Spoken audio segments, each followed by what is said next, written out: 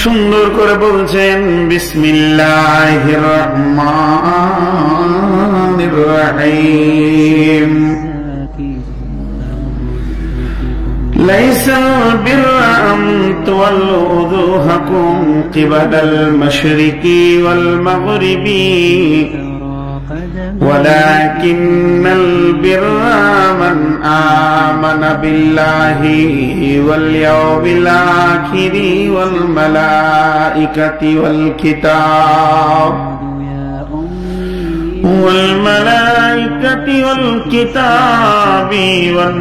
والنبيين وآتى المال على حبه ذوي القربى واليتامى والمساكين وابن السبيل والسائلين وفي الرقاب وأقام الصلاة وآتى الزكاة والموفون بعهدهم إذا عاهدوا والصابرين في البأساء والضراء وحين البأس أولئك الذين صدقوا وأولئك هم المتقون। আপনার ডিস্টার্ব হয়নি তো? কিছু করার নেই। আল্লাহ তাবারক ওয়া তাআলা বলছে ইত্তাকু মানে ভয়, তাকওয়া মানে ভয়, আর খাশিয়া মানে ভয়, খৌফ মানে ভয়। ভয়ের কয়টা ভাগ? জি, এনারা কি বলছেন যে আপনাদের ডিস্টার্ব করছি নাকি? আমি তাই বলছি। বলছে আপনি কোথায় যায় বাপ? তাকওয়া মানে ভয়, খৌফ মানে ভয়, খাশিয়া মানে ভয়। কয়টা বললাম? তাকওয়া মানে ভয়, খৌফ মানে ভয়, খাশিয়া মানে ভয়। মুত্তাকি মানে ভয় করনে वाला। কথাটা একটু ধৈর্য ধরে 5 মিনিট শুনেন। মুত্তাকি ডেফিনিশন আমি এই এলাকায় 2 দিনে শেষ করেছি না? সেই আয়াতটাই পড়েছি, কিন্তু আজকে মুত্তাকির বায়ানটা করব না। আমার বায়ান হচ্ছে আল্লাহর ভয় আর আশা। তো এটা গোটাটা তরজমাও করবো না, হালকা আপনাদেরকে নেওয়ার জন্য এটা বলছি ভূমিকায়। তো ভয়ের 3টি শব্দ, খৌফ মানে ভয়, খাশিয়া মানে ভয়, তাকওয়া মানে ভয়। মুত্তাকি মানে ভয় করনে वाला, মুত্তাকি মানে ভয় করনে वाला, তাকওয়া মানে ভয় আর মুত্তাকি মানে ভয় করনে वाला। তাহলে কে আল্লাহকে ভয় করে? কার ভিতরে আল্লাহর ভয় আছে? বিশ্বনবী বলছেন আত-তাকওয়া হাহুনা, আত-তাকওয়া হাহুনা, আত-তাকওয়া হাহুনা। ভয়টা বহির্প্রকাশের নয়, ভয় জিনিসটা বহির্প্রকাশের এই ভিতরে থাকবে। কিন্তু ভয় এমন একটি অভ্যাস যা অটোমেটিক চেহারাতে বহির্প্রকাশ হবে। আমাকে কেউ জোরে ধুমকি দিল তো আমার চেহারাটা বিবর্ণ হবে আস্তে আস্তে ভয়ে। সাহাবীদের জাহান্নামের ভয়ে বিবর্ণ হতো। খিলখিল করে হাসছে মানে এটা হচ্ছে, হাসিটা মানে হচ্ছে স্বতঃস্ফূর্ততা, আনন্দের প্রতীক। মুখ শুকিয়ে যাওয়া, ঠোঁট শুকিয়ে যাওয়া, মুখ লাল হওয়া, জোরে জোরে শ্বাস নেওয়া, এটা হচ্ছে ভয় ভীতির প্রতীক। তাহলে ওই আল্লাহকে ভয় করতে হবে। যখন আপনি ভয় করনে वाला হয়ে যাবেন তখন আপনার নাম হবে মুত্তাকি। ভয়ের 2টো সেকশন আছে, একটা প্রাইমারি সেকশন, একটা হাই সেকশন। হাই সেকশনটাতে 3টে আমাদের দেশে 3টে মানে বিভাগ আছে। হাই স্কুল, কলেজ, বিশ্ববিদ্যালয়, ভার্সিটি, এই তিনটাকে হাই সেকশনে রাখা হয়েছে। আর প্রাইমারি সেকশনটা হচ্ছে শুধু ক্লাস 4 পর্যন্ত, আমাদের প্রাইমারি, আপনাদের 5 পর্যন্ত, তাই না? 4 পর্যন্ত। তো ভয় জিনিসটা এত মূল্যবান, যদি কেউ মুত্তাকি হয়ে কবরে পৌঁছাতে পারে তাহলে কবরের পর থেকে ওই ধারটা আল্লাহ তাকে জান্নাতে নিয়ে যাবেন। এর দলিল আছে কোরআন থেকে, এর দলিল আছে কোরআন থেকে। তুমি ভয় নিয়ে কবর পর্যন্ত এসো, আমি তোমাকে কবর থেকে জান্নাত পর্যন্ত নিয়ে যাব। আল্লাহ কি বলেন? ইন্নালিল মুত্তাকিনা মাফাজা, ইন্নাল মুত্তাকিনা ফি দিলালিন ওয়া উয়ুন ওয়া ফাওয়াকিহা মিম্মা ইয়াশতাহুন কুলু ওয়াশরাবু হানিয়াম বিমা কুনতুম তা'মালুন। মাফাজা কাকে বলে? সব জায়গায় উত্তীর্ণ নিষ্কৃতির একটা ছাওয়া দেখবে সে। আমি এখান থেকে 4 চাকাটা নিয়ে বের হলাম, আমি বলছি না যে গাউসিয়াতে আপনাদের জাম থাকবে, ওটা কথা বাদ দেন। গোটাটাই ন্যাশনাল হাইওয়ে মনে করলেন, একদম গোটা ঢাকার ভিতরটা টাঙ্গাইল পর্যন্ত 4 লেন গাড়ি টরছে, তারপরও তো ট্রাফিক জ্যাম থাকে কিনা? লালানো কোনো গাড়ি নাই, ফাঁকা, তারপরও ট্রাফিক কন্ট্রোল করছে আপনাকে 3 সেকেন্ড, 12 সেকেন্ড, 22 সেকেন্ড, 25 সেকেন্ড দাঁড় করিয়ে দিল। কিন্তু একটা গাড়ি আছে, ট্রাফিক লাল থাকলেও সে বেরিয়ে চলে যাবে।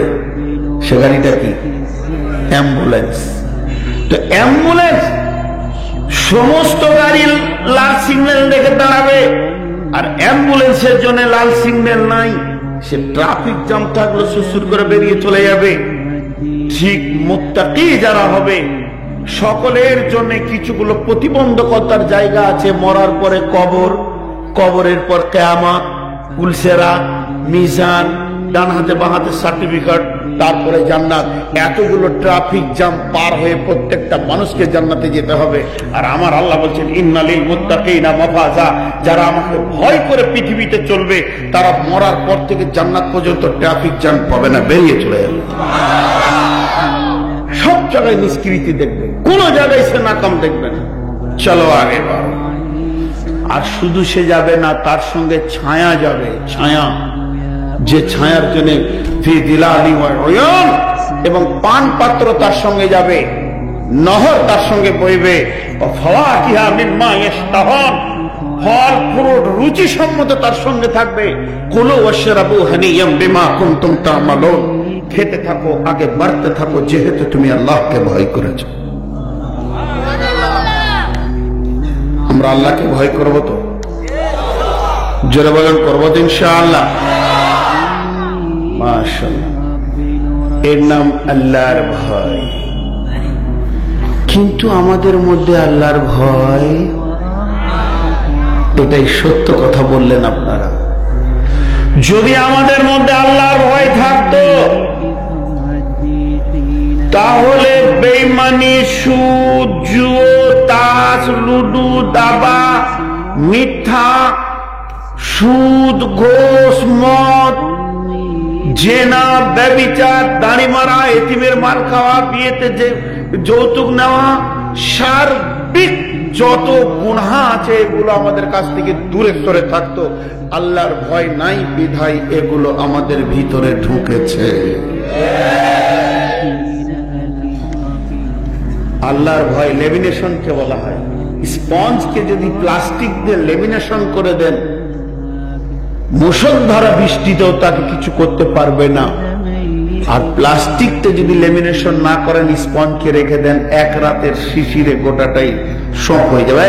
ক্যামেরাটা একদিকে রাখ, আমি ওগুলো ভালোবাসি না, চলো একদিকে থাকবো, তুমি করে বসো, চুপ করো, অত ঘুরিয়ে দেখাইতে হবে না। খালামা দেখি, খালামারা বহুত দেখেছে।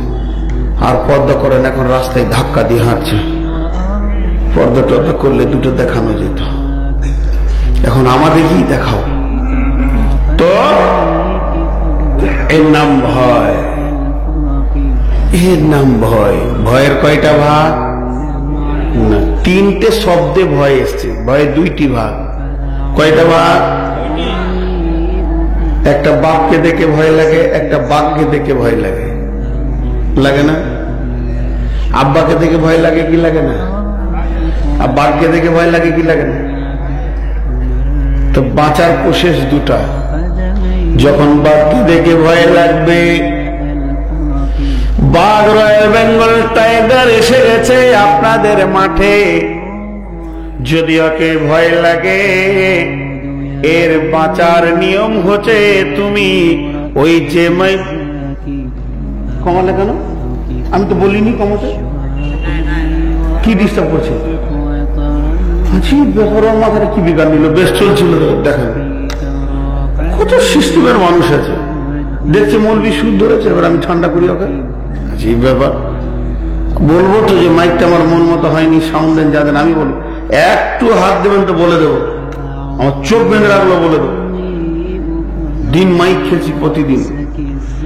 আল্লাহ বন্ধুরে আমার, যদি আপনাকে বাঘ দেখে ভয় লাগে, তাহলে আপনাকে করতে হবে কি?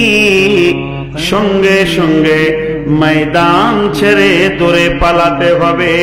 যত দূর পালাতে পারবেন আপনি আপনার জান নিয়ে, তবে আপনি নিরাপত্তা পাবেন, বাঁচতে পারবেন। এটা বাঘ থেকে বাঁচার প্রসেস। আর যদি আব্বাকে ভয় লাগে, তাহলে দৌড়ে পালায় না, আব্বা বলে গলাটি জড়িয়ে ধরো, দেখো তোমার ভয় কেটে যাবে। আব্বা রেগেছিলেন, তুমি কাজ করনি, আব্বার রাগ মিটে যাবে। আবার তোমাকে আপেল দিবে, লেবু দেবে, মৌসুমি দেবেন, কেক দেবেন, এটাও বরাদ্দ হয়ে যাবে। বন্ধুরা আমার, যখন আপনার জাহান্নামকে ভয় লাগবে, তখন তুমি গুনহার ময়দান ছেড়ে পালিয়ে যাও, গুনহার দেশ ছেড়ে, গুনহার জগৎ ছেড়ে তুমি চলে যাও, নেকির জগতে তুমি ঢুকে যাও, তবেই তুমি নিজেকে বাঁচাতে পারবে। আর যখন তোমাকে আল্লাহকে ভয় লাগবে, সঙ্গে সঙ্গে করো কি? ওয়াসজুদু ওয়াকতারিবে, আল্লাহকেই জড়িয়ে ধরো, তোমার গুনাহ মাফ হবে, আল্লাহর রাগ ঠান্ডা হবে। শুধু তাই নয়, তোমার জন্য জান্নাত বরাদ্দ হবে। দুটা ভয় দুই রকম। বাঘের ভয়টা বাপের কাছে নিয়ে যেও না, আর বাপের ভয়টা বাঘের কাছে নিয়ে যেও না, খেয়ে নেবে, সম্পর্ক ছেড়ে যাবে।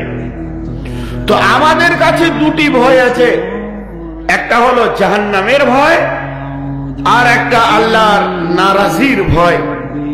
যদি আল্লাহর নারাজির ভয় আপনার দিলকে গ্রাস করে, তো আপনি মসজিদে গিয়ে কাঁদেন অঝোর নয়নে, আল্লাহকে জড়িয়ে ধরেন।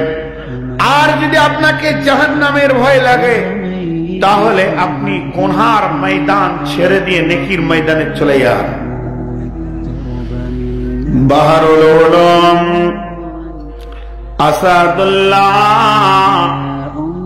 যিনাকে বলা হতো, তিনি হচ্ছেন হযরতে আলী রাদিয়াল্লাহু তাআলা আনহু।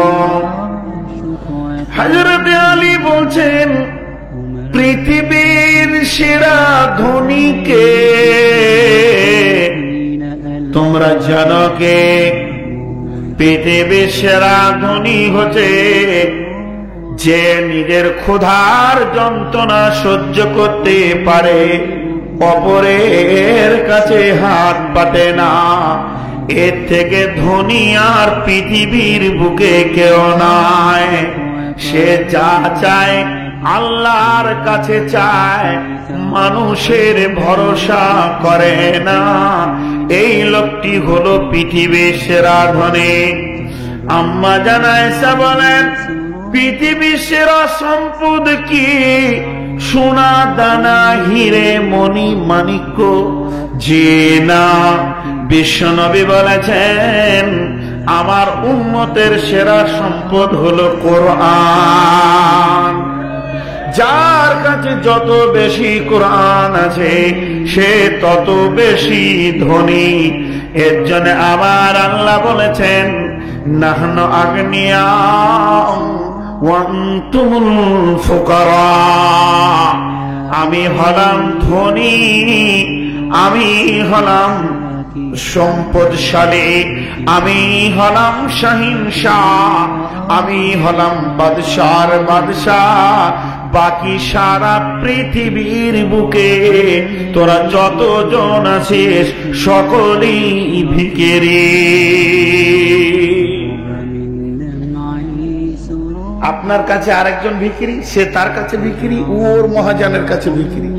জি ভাই, আপনি কাপড়ের দোকানে ধার করেছেন, লিবেন ভাই লিবেন, আর এক মাস পর দিয়ে দিব টাকাটা ইনশাআল্লাহ। সে কোটি টাকার ব্যবসা করে, সে যার কাছ থেকে মাল তুলে সে ফ্যাক্টরি কাছে তার 3 কোটি টাকা ধার দিয়ে দেবো সব চ্যানেল ধরে। জি, একটা ভিখারি এসছে কোথায়? বাদশাহ আলমগীরের দরজায়, যাকে অরঙ্গজেব বলা হয়। 2006-এ আমি গেছিলাম, বহুত দূর রাস্তা, খুলদাবাদ, औरंगाबाद থেকে খুলদাবাদ পাহাড়ের উপরে, সেখানে তেনার কবর আছে। আমি ওই এলাকা গেছিলাম কোনো কাজে, বিধায় জিয়ারত করে এসেছি। তো খুলদাবাদ औरंगाबाद শহরের মধ্যখানে একটা মসজিদ আছে, ওই মসজিদটা মীর জঙ্গু মসজিদ। ওই মসজিদে ফতোয়া আলমগীর লিখেছিলেন বাদশাহ আলমগীর, যাকে औरंगजेब বলা হয়। মোগল সম্রাটদের ভিতরে তিনি একজন ইমানদার, অন্যতম ইমানদার মানুষ ছিলেন। তো তিনি একদিন সালাত আদায় করছেন নফল, আর তিনার দরবারে একজন ভিখারি এসেছে। প্রহরী দাঁড়িয়ে আছেন গেটে। প্রহরীকে বলছে একটু বাদশাকে জিজ্ঞেস করো তো, আমি ভিতরে সরাসরি বাদশাকে দেখা করতে চাই। প্রহরী বলল ঠিক আছে, আমি বাদশার কাছ থেকে আসি। জাহাপনা, একজন ভিখারি এসছে আপনার কাছে। ঠিক আছে, ওকে আসতে দাও ভিতরে, সরাসরি আপনাকে দেখা করতে চাই। আচ্ছা, ওকে আসতে দাও। ভিখারিটিকে যেতে দিল ভিতরে। গিয়ে দেখছি উনি তখন নফল নামাজ পড়ছেন। আবার দাঁড়িয়ে দাঁড়িয়ে দেখছেন ভিখারিটার নামাজ। সালাম ফিরা হলো, দোয়া করছেন হাত তুলে, যে দোয়া আমরা আগে করেছি সেই দোয়ায়। ভিখারিটা নাই, দোয়া করে কয় কে গো, কে এসছিলে? নাই নাই নাই নাই তো নেই।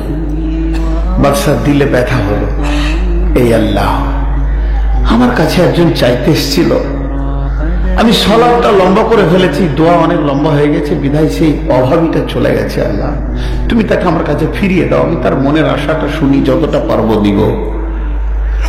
কিন্তু বাদশাহ এলান লাগালো, গোটা औरंगाबाद শহরকে তোলপাড় করে দিল, কিন্তু ভিখারিকে আর পাওয়া গেল না। তিনি ফেরেশতাও ছিলেন না, জিনও ছিলেন না, তিনি মানুষ। কিন্তু বন্ধুরে, এইভাবে 3টি বছর যখন কেটে গেল, ওই ভিখারি আবার দরবারে এসেছেন। এইভাবেই বলছে প্রহরী, ভিতরে যাওয়ার পারমিশন আছে কি? তার অন্য প্রহরী, ঠিক আছে, বাদশাকে জিজ্ঞেস করে। বাদশাহ জাহাপনা, একজন লোক আপনাকে দেখা করতে চায়, বলে আসতে দাও।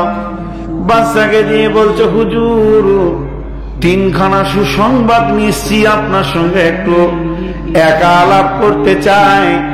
1 নম্বর সুসংবাদ হচ্ছে, আমি সেই ভিখারিটা 3 বছর আগে আপনার কাছ থেকে পালিয়ে গেছিলাম, কিন্তু আমি সেই ভিখারি আজকে আপনার সঙ্গে মোলাকাতে এসেছি। আপনার এলান আমি গোটা শহরে প্রতিদিনই শুনেছি, কিন্তু আমি ইচ্ছা করে আপনাকে দেখা করিনি। 1 নম্বর। 2 নম্বর সুসংবাদ, আপনার দরবারে যখন আমি এসেছিলাম তখন আমি খ্রিস্টান ছিলাম, বর্তমানে আমি কালেমা পড়ে মুসলমান হয়ে গেছি। নাম্বার 3 সুসংবাদ, আমি কঠিন অভাবে আপনার দরবারে এসেছিলাম। যখন আপনি ভিতরে আসার পারমিশন দিলেন তখন আমার ভিতরটা আরো বড় হলো। সরাসরি বাদশার সঙ্গে মোলাকাত, অনেক মাল পাবো। কিন্তু যখন আপনাকে আমি নামাজ পড়তে দেখলাম, আমি দুইটি নয়ন ভরে আপনার নামাজ পড়াতে দেখছিলাম আপনি মাবুদকে কেমন ভাবে ডাকছেন। যখন আপনি সালাম ফিরলেন, এরপরে যখনই দুইটি হাতে এভাবে তুলে দিলেন, তখন আমার বিবেক আমাকে বলছে তুই বাদশার দরবারে আসিসনি, বরং ভিখিরির দরবারে এসেছিস। ইও তো চাই ই যদি তার কাছে চেয়ে বাদশা হতে পারে, তুই কেন চেয়ে অভাবটা মিটাতে পারবি না? অতএব সেই মাবুদের সঙ্গে তো তোর কোন রকম বিরোধ নাই। তাই আমি আপনার দরবার থেকে বের হয়ে গোসল করে কালেমা পড়ে আল্লাহর কাছে কেঁদে কেঁদে চেয়েছে। বর্তমান আল্লাহ আমাকে অনের মালিক করেছে। তাই তৃতীয় নম্বর সংবাদ, একদিন আমি বাইতুল মাল থেকে ভিক্ষা নিতে এসেছিলাম, আজকে কিছু মুদ্রা এনেছি, আপনি বাইতুল মালে জমা করালেন। জি ভাই, ভিখিরি আমরা সবাই, যত বড়ই সে মাস্তান হোক, আল্লাহ দুই জায়গায় টাইট করে মেরে দিয়েছে। একটা হলো গরিব হলো 250 গ্রাম চাল, আর ধনী হলো 250 গ্রাম। ঠিক টাইট করেছে কিনা আল্লাহ? আরে হ্যাঁ না বলেন? ধনীরা 22 কেজি চাল খায় প্রতিদিন, গরিব 2500 খায়। সব ওই জায়গাতে মেরে দিয়েছে আল্লাহ। আরেক জায়গায় মেরেছে মা বোনদেরকে। গরিবের বিবির বাচ্চা হলে যে কোঁত, বাদশার বিবির বাচ্চা হলে একই কোঁত। ও বাবা, উপায় নাই, এ প্রসব যন্ত্রণা নিতেই হবে। আল্লাহর মেজারমেন্ট ঠিক আছে কিনা? কিন্তু মুশকিলটা জানেন, ধনীরা বড় খুশি হয় আমাদের মাল আছে, গরিবদের নাই। আর গরিবরা বড় বেশুক্র হয় যে আল্লাহ আমাদেরকে মাল দেয়নি, রাস্তা রিক্সাওয়ালা বানিয়েছে। বুঝেন, কুশর কুশর হিন্দি में कहते हैं गन्ना गन्ना। आग बुझेन ना, ইক্ষো, হ্যাঁ রস। তো ওই রসটা পিরে রস বার করে যে মেশিনটা, ওটা দেখেছেন? আপনার এখানে আছে রস বার করা মেশিন। ওর কয়টা চাকা? 3টে চাকি একই সমান না 3 রকম? কেন ভাই বলেন? জি না, ওর উদ্দেশ্য হচ্ছে তোর আমি রস লিব। এরপরে আখের তো সাইজ এক নাই, কেউ হালকা কেউ মোটা। তার মানে এত মেজারমেন্ট করে বানানো আছে, বাপ যে সাইজেরই ঢুকবে, রস ওই দিকে যাবে না, এখানেই থাকবে। কথা ঠিক না বল? আর আখ হলো 11 মাসের ফসল। আখকে চাষে চাষ করার পর পাশে গমকে দেয়, পরে গম চলে যায়, ধান চলে যায়, আলু চলে যায়, পেঁয়াজ চলে যায়, মরিচ চলে যায়, সমস্ত ফসল যায়। কিন্তু আখ তখনও দাঁড়িয়ে থাকে। আখকে সেচ দেওয়া হয়, চোর দেওয়া হয়, তাতে ইউরিয়া পটাশিয়াম দান, তাতে আপনার কিনা আখের বাড়ির জমির নিরান চলে। আখ তখন মনে মনে খিলখিল করে হাসে যে সমস্ত ফসলকে কাটা হচ্ছে, আমাকে কাটা হয় না, আমি চাষির বড় জামাই। কিন্তু চাষি খালি মোছে তেল দেয়, বাপ তুই যত মোটা হবি আমার তত ফায়দা। আর চাষি যেদিন বেয়াদবি করে, এক চান্স করে কেটে নিয়ে মেশিনে ভরে, রসটা পিড়ে যখন বের করে নেয়, আখ বুঝতে পারে। তো পৃথিবী হলো মানুষ পিড়া মেশিন। তুমি লাখো টাকা হও চাই কোটিপতি হও, 1 টাকা কবরে যাবে না, সমস্ত রস পৃথিবীতে থাকবে। কোম্পানিও পারেনি 1টা টাকা নিয়ে যেতে, ছিলাম না, থাকবো না, আনিনি, নিয়ে যাব না। এর নাম পৃথিবী। তাই আমার আল্লাহ বলছেন, নাহানু আগনিয়া ওয়া আনতুমুল ফুকারা, আমি হলাম ধনী, ধনী বা শাহিনশাহ, যদি দেখবি তো আমাকে দেখ, আর তোরা সকলে ফকির। ফকির কিনা ভাই? হ্যাঁ, শেষ হয়ে গেল নাকি? আচ্ছা, তো আল্লাহ প্রতি রাত জেগে জেগে আমারও শরীর, আগামী বছর মারা যাবো ইনশাল্লাহ।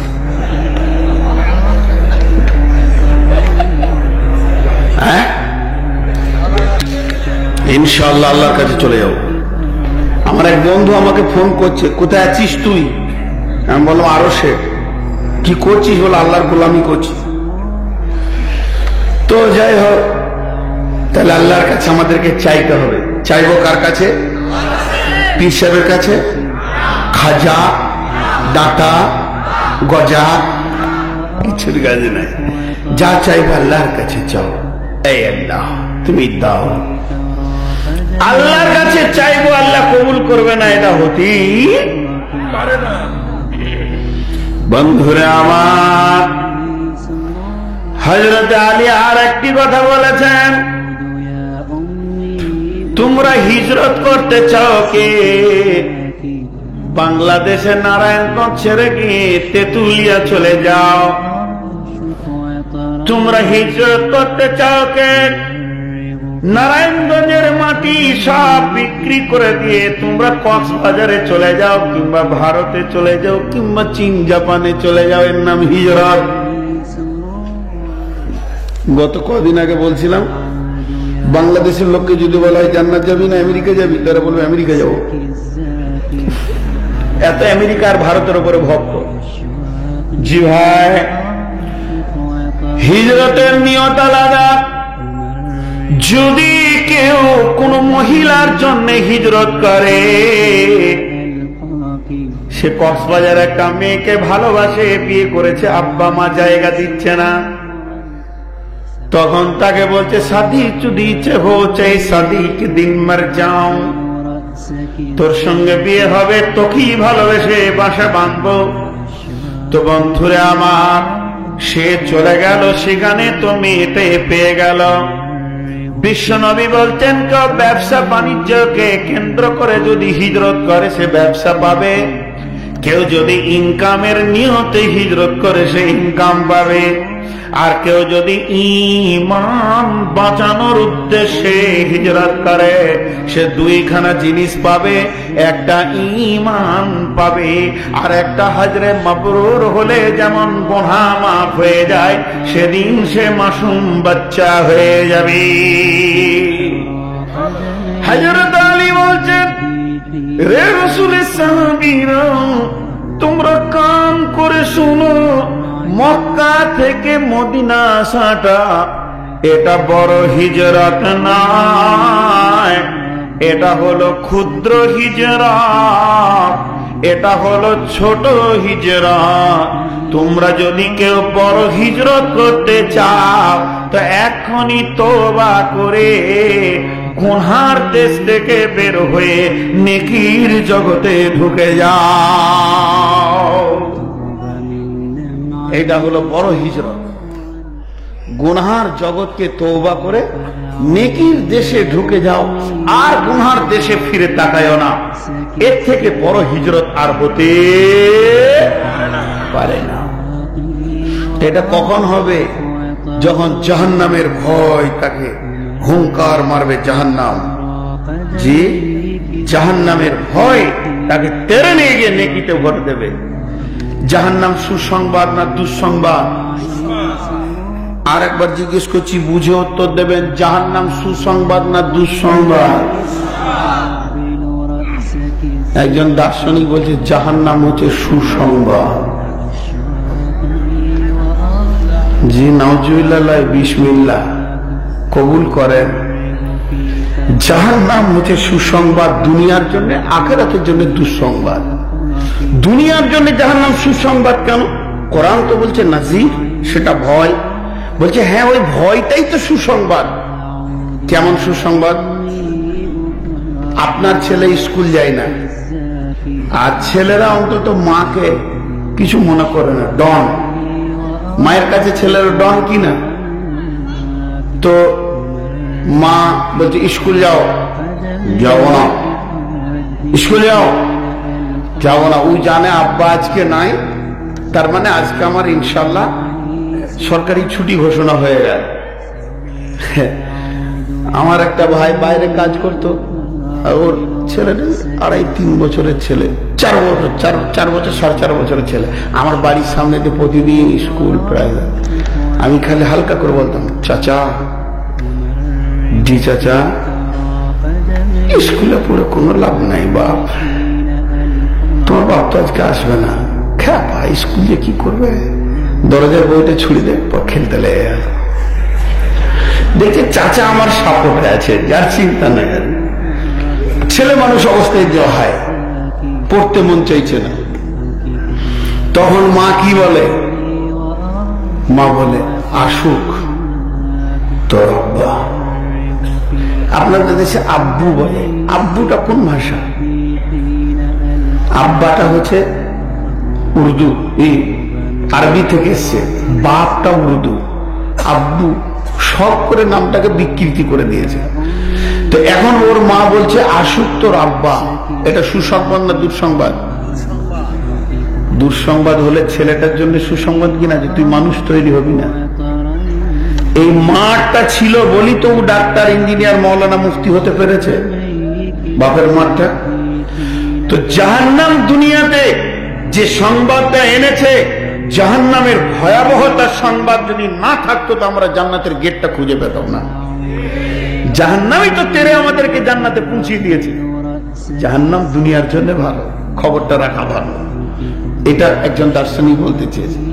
তো যে একটা ভয় গরব, জাহান্নাম তোমাকে তাড়বে, এই ভয়টা তোমার ভিতরে ভরে নাও, তাহলে তুমি জান্নাতের দরজা দেখতে পাবে। এটা হলো একটা ভয়। আর আল্লাহর ভয়টা কেমন? বিসমিল্লাহির রহমানির রহিম। ইয়া আইয়ুহান নাসুত্তাকু রাব্বাকুমুল্লাযী খালাকাকুম ওয়াল্লাযীনা মিন ক্বাবলিকুম লাআল্লাকুম তাত্তাকুন। ইয়া আইয়ুহান নাস, হে পৃথিবীর মানুষের দল। এখানে মুসলমান বলা হয়নি, খ্রিস্টান, জৈন, বৌদ্ধকে বলা হয়নি, বৌদ্ধকে বলা হয়নি, সমস্ত মানুষকে আল্লাহ বলছেন মানুষের দল রে, যখন তোর ভিতরে তুই আল্লাহকে ভয় কর। আর ভয় করে কি কর? যে আল্লাহ তোকে সৃষ্টি করেছে, আর যে আল্লাহ তোদের পূর্বপুরুষকেও করেছে, লাআল্লাকুম তাত্তাকুন, যদি তোর ভিতরে ভয় ভীতি থাকে। ইয়া আইয়ুহান নাসুত্তাকু রাব্বাকুমুল্লাযী খালাকাকুম ওয়াল্লাযীনা মিন ক্বাবলিকুম লাআল্লাকুম তাত্তাকুন। ভয় করো কেন? যাতে করে তোমরা মুত্তাকি হতে পারবে, লাআল্লাকুম তাত্তাকুন, তোমরা ভয় ভীতি করনেওয়ালা হতে পারবে। তো ভয়ের দুটো সেকশন বলেছি। এটা প্রাইমারি সেকশনটা কি? সম রোজা। রোজাটা হচ্ছে আল্লাহ ভীতি তৈরি হয়। একটা কথা বলি আপনাদেরকে, জিজ্ঞেস করি, হাই স্কুলের ছেলেকে পড়াতে হয়, পড়া লোড করাতে হয় না লোড করে নেই? আর প্রাইমারি ছেলেকে লোড করাতে হয় না করে নেই? প্রাইমারি ছেলেকে লোড, আর হাই স্কুলের ছেলে লোড করে নেই। এখানটা পড়া করে আসবে, ও ঠিক দেখে রেডি হয়ে গেল। আর প্রাইমারি ছেলেটাকে বল অবল উচুপ করে আছে, মাস্টার বলছে উচুপ করে আছে, খালি গাল ফুলেছে, বলা বলা যা। কি কষ্ট বলেন তো? হ্যাঁ, ওর ভিতরে অক্ষরটা লোড করে দেয়। তাহলে পরিশ্রম কাদের বেশি, হাই স্কুলের শিক্ষকের না প্রাইমারি? বেতন কার বেশি? তাহলে বলছে আমাদের সরকারের ইনসাফ ভালো আছে, ইনসাফ ঠিক আছে। বেতন প্রাইমারি শিক্ষককে বেশি দেওয়া দরকার, এর শ্রমটা অনেক বেশি। প্রাইমারি ছেলেরা চোর, ও এক কোণে এমনি করে বসে আছে, মাস্টার সাহেব তুই পড়া দিয়েছিস, ওড়ায় ওড়ায়, সে কি কষ্ট। তাই প্রাইমারি তো এদেরকে বানাতে হয়, ওরা বেনে যায়। আল্লাহ বলছেন বিসমিল্লাহির রহমানির রহিম, ইয়া আইয়ুহাল্লাযীনা আমানু, ইয়া আইয়ুহাল্লাযীনা আমানু কুতিবা আলাইকুমুস সিয়ামু কামা কুতিবা আলাল্লাযীনা মিন ক্বাবলিকুম। দুটো শব্দ বাদ রাখলাম এখন। ইয়া আইয়ুহাল্লাযীনা আমানু কুতিবা আলাইকুমুস সিয়ামু কামা কুতিবা আলাল্লাযীনা মিন ক্বাবলিকুম। হে ঈমানদারেরা, আমি তোমাদের উপরে রমজানের রোজাকে ফরজ করে দিয়েছি, যেমন তোমাদের পূর্বপুরুষের উপরে ফরজ ছিল। আপনি আল্লাহকে 100 বার কেন বলেন? কেন কেন কেন? রুকু করছি, এখানে আমি দাঁড়িয়ে সালাত আদায় করছি, আপনারা সকলেই দেখছেন, হাত বেঁধে দাঁড়ালাম, গোলামিত্ব স্বীকার করলাম, রুকু করলাম, অবনত মস্তককে সারেন্ডার করলাম, সামি আল্লাহু লিমান হামিদা বললাম, আল্লাহর হাজিরিকে স্বীকার করলাম, সাজদায় পড়ে গেলাম, মাবুদের পবিত্র কদমে আমার মুখটাকে রেখে দিয়ে গোলামিত্ব স্বীকার করলাম। ইবাদতটা বোঝা যাচ্ছে, একটা গোলাম তার মাবুদের গোলামি করছে। এবার চলেন যাকাত, আমি আমার মালের পার্সেন্টেজ বের করে দিলাম, বোঝা গেল পৃথিবীর বুকে আল্লাহ মাল দিয়েছেন, তার নিয়ামতের পার্সেন্টেজ বের করে দিয়ে গোটা মালটাকে পাক করে নিলাম। হজ, আমি বিশ্ব সম্মেলনে গেলাম, সেখানে কি পৃথিবীর বুকে কেমন ভাবে দিন চলছে, বর্তমান হাজিরা হজ করতে যায়, আপনাদের দেশে যায় কি যায় না? আর হাজিরা হজ করতে গিয়ে খালি মার্কেটে কুকুর কুকুর করে ঘুরছে, পাই পাই পাই পাই টান টান টান টান, দুটো তসবি টুপি নিয়ে এসে বাড়ি ঢুকে বললো, টুপি লাও, রুমাল লাও, মুসল্লা লাও, আর আমাকে খালি আল হাজ বলো আর হাজি বলো। আর মক্কায় নিল জমজম, মদিনায় নিল খেজুর, বাড়ি ফিরে চলে এলো। কিন্তু বিশ্ব সম্মিলনে গেছিল, সম্মিলন থেকে কি আনলো? কিছুই আনলো না।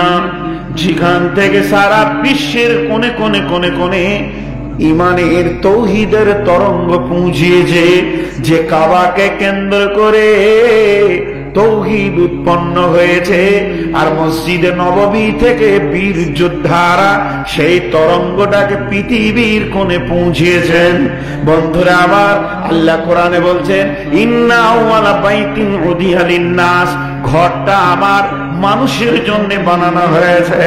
কেন? বিবাক্কাতাম মুবারাকাও ওয়া হুদাল লিল আলামিন, এখান থেকে হেদায়েতের তরঙ্গ পৃথিবীর কোণে কোণে পৌঁছাবে, তার জন্য বানানো হয়েছে।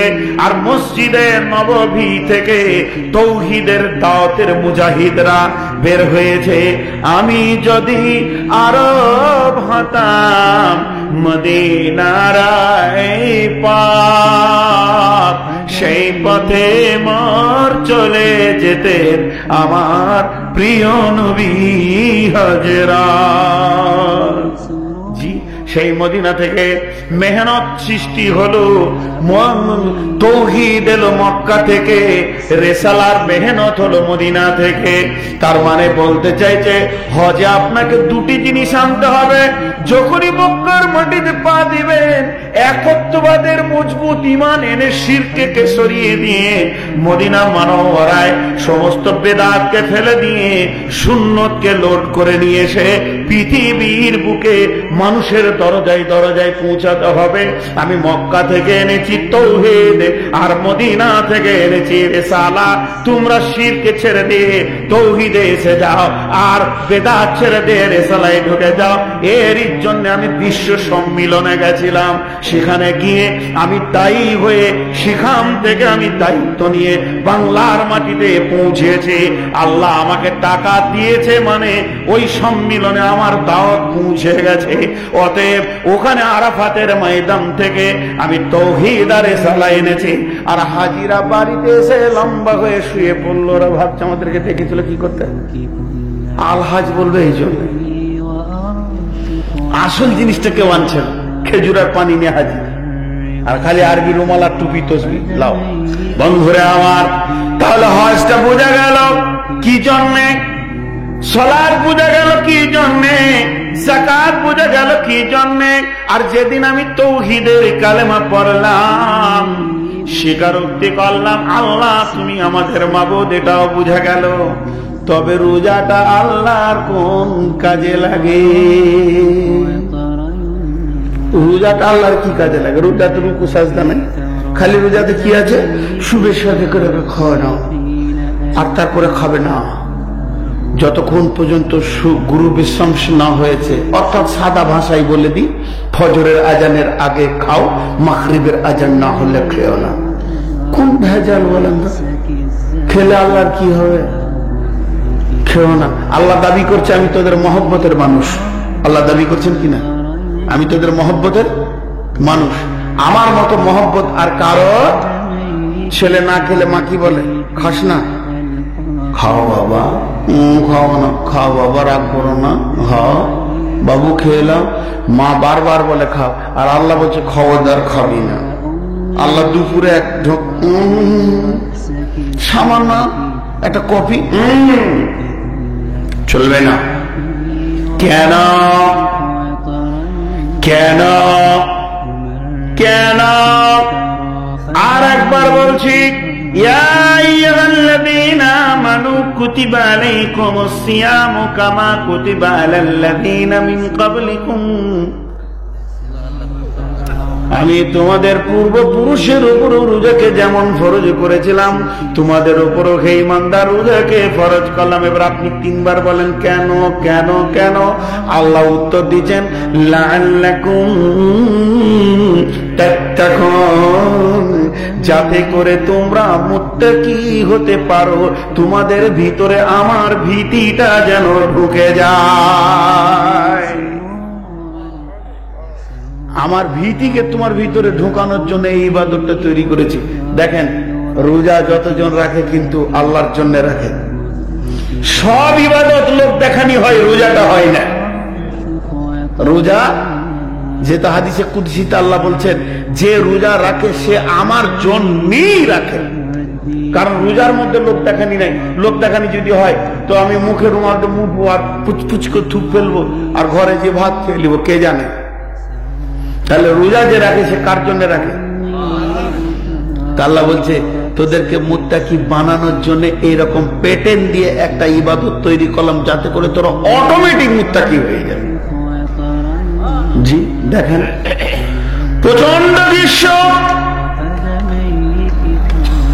মার্কেটে গেছিলেন, রাস্তায় জ্যাম, ক্লান্ত শ্রান্ত প্রশান্ত হয়ে কোন রকম বাড়িতে ফিরলেন, তখন বেলা 2:30-3টে। প্রচন্ড গরম, ভিতরটায় রাজস্থানের মরুভূমি হয়ে গেছে। মনে হচ্ছে জকে চলবে না, ব্রেলের পানি চাই। ঠান্ডা পানি তো হবে না, বরফ হলে ভালো হয়। এমন সময় গোসলটা করে সালাত আদায় করলেন। ঘরের ভিতরে ফ্যানটা হালকা করে খুলে দিয়ে বিছানায় শুয়ে গেলেন, দরজাটা লাগিয়ে দিয়েছেন। ঘরের ভিতরে কেউ নাই, স্ত্রী আম্মা বাড়ির বাইরে কাজে ব্যস্ত আছে। সকলেই যেন ছেলেরা স্কুলে চলে গেছে। ঘরের ভিতরে আপনি একা, আপনার চৌকির নিচে মিট বক্সে আপনার মাংস আছে, রুটি আছে, ভাত আছে, ভোরের খাবার জমা রয়েছে, সামনে আপনার ফ্রিজ কোল্ড ড্রিঙ্কস থেকে নিয়ে পানি পর্যন্ত আপনার ফল ফ্রুটে ভর্তি হয়ে আছে। এরপরও আপনি উঠে সামান্যতম পানি মুখে দিচ্ছেন না। তারপরও যখন পানি মাথায় ঢালছেন, আপনাকে প্রচন্ড গরম লেগেছে, গোসল করছেন, মুখটাকে চেপে ধরছেন যাতে করে পানি না ঢুকে যায়। এটা কার ভয়? একমাত্র আল্লাহর ভয়।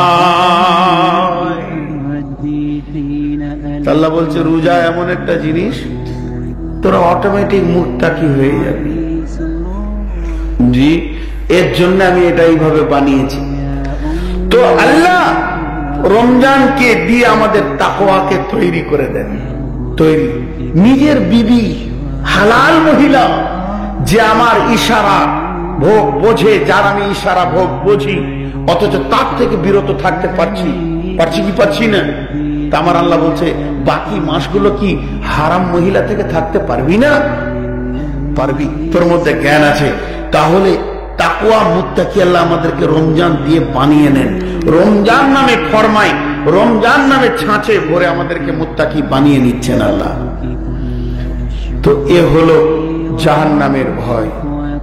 এবার আল্লাহর ভয় থেকে বাঁচার রাস্তা কেমন? আল্লাহর ভয় থেকে বাঁচার রাস্তা, जब डरो तो पुकारो, जितना डरो उतना पुकारो, डरते रहो डरते रहो, डरते रहो पुकारते रहो। বন্ধুরে আমার, পৃথিবীর বুকে শিশুদের জন্য মহব্বতের ব্যক্তিকে মা, মায়ের মতো মহব্বত দেনেওয়ালা কেন নয়? সেই মা কোন কোন সময় শিশুর জন্য বাঘিনী হয়ে যায়। কি হয় না? মাও কোন কোন সময় রেগে যায়। কেমন? 3-4 বছরের শিশু, 3 বছর 3.5 বছরের শিশু, মা দুপুর বেলায় গরম পানি করে সুন্দর করে গোসল করিয়ে দিয়েছেন, ওই ছেলেটিকে শীতের পোশাক পরিয়ে দিয়েছেন, হাড় কাঁপানো শীত চলছে। ছেলেটি বৈকালে রাস্তায় বের হয়ে গায়ে গোবর, পেচ্ছাপ, কাদা, নিচ কত নোংরা মেখে ঠিক মাগরিবের আগে বাড়ি ঢুকছে। এমন সময় মা খালি বলেছে, কিরে তুই আবার? এবার ও গাল ফুলাছে, মার মা নাই, মার মা নাই। খুব গালকে ফুলিয়ে রেখে দে, খালি টাচ করলি মেশিন চালু হয়ে যায়। মা এসে হাতে ধরে বলছে, তুমি চেঁচাও চাই কাঁদো, আমি ছাড়বো না। নদীর ধারে নিয়ে গিয়ে একটা একটা করে কাপড়কে খুলতে খুলতে ওকে ন্যাংটা বানালো। ন্যাংটা হয়ে যাওয়ার পর মাথায় শীতল ঠান্ডা পানি ঢালতে শুরু করেছে। তখন ওই বাচ্চাটা দৌড়ে পালাবে না, মায়ের পা কি জড়িয়ে ধরবে অসহায়। সুন্দর করে মুছে দিয়ে আবার নতুন কাপড় পরে মাগরিবের পর লেপের ভিতরে কম্বলে ভরে দিয়েছে। ছেলে আপনার সুন্দর ঘুমে ঘুমিয়ে গেছে। মা যখন শোইতে যাচ্ছেন রাত্রিবেলায়, ছেলের অজান্তে তার গালে চুমা দিয়ে বলছে, বেটারে বেটিরে, আম্মুরে আম্মুরে, আমি তোমাকে মেরেছিলাম। তো আমার আল্লাহ বলেন, যখনই আমাকে ভয় লাগবে, ইয়া আইয়ুহান নাস উবুদু উবুদু, ইবাদত করো কার? যাকে লাল্লাকুম তাত্তাকুন, ইয়া আইয়ুহান নাস তাকু রাব্বাকুমুল্লাযী খালাকাকুম, যে রব তোমাকে সৃষ্টি করেছে তাকেই তুমি ইবাদত করো, তার কাছে তুমি যাও। ইয়া আইয়ুহাল্লাযীনা আমানুত্তাকুল্লাহা হাক্কা তুকাতিহি ওয়া লা তামুতুন্না ইল্লা ওয়া আনতুম মুসলিমুন। ওই রবকে ভয় করো যিনি ভয়ে তোমার উপরে হক রাখে। ইয়া আইয়ুহাল্লাযীনা আমানুত্তাকুল্লাহা আল্লাহকে ভয় করো, হাত্তা তুকাতিহি, যেমন ভয় করার হক আল্লাহ রাখে। ওয়ালা তামুতুন্না ইল্লা ওয়া আনতুম মুসলিমুন, আল্লাহর ভয়ে তুমি থরথর করে কাঁপো, আল্লাহর সামনে তুমি দাঁড়ানো থেকে কাঁপো। আল্লাহকে ভয় করো, আল্লাহকে ভয় করো। ইয়া আইয়ুহান নাসু তাকু রাব্বাকুমুল্লাযী খালাকাকুম মিন নাফসিন ওয়াহিদাতিন ওয়া খালাকা মিনহা যাওজাহা, ওই আল্লাহকে ভয় করো হে মানুষের দল, যাকে আল্লাহ, যে আল্লাহ তোমাদেরকে সৃষ্টি করেছে আর তোমার নফস থেকে তোমার বিবিকে, অতএব সে আল্লাহকে তুমি ভয় করো। সে আল্লাহকে কেমন ভয় করবে? যখন তোমার আল্লাহকে ভয় লাগবে তো আল্লাহ কি তুমি বেশি ডাকবে। আল্লাহ কি জড়িয়ে ধরো। মাকে যেমন ছেলে অসহায় হলে মায়ের কাছেই যায়, লাভ কি হলো? গোটা শরীরের নোংরা সব চলে গেল। গেল কি গেল না? জোরে বলেন, গেল কি গেল না? তো যখন আল্লাহকে ভয় লাগবে তো আল্লাহর কাছে যে সাজদায় পড়ে যাও, রব্বানা, কেঁদে দাও। লাভ কি হবে?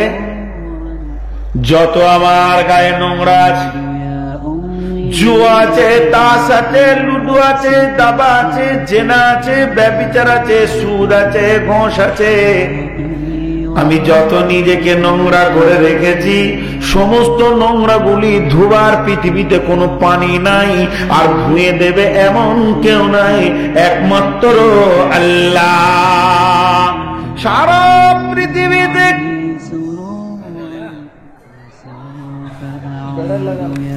জি ভাই জানতে না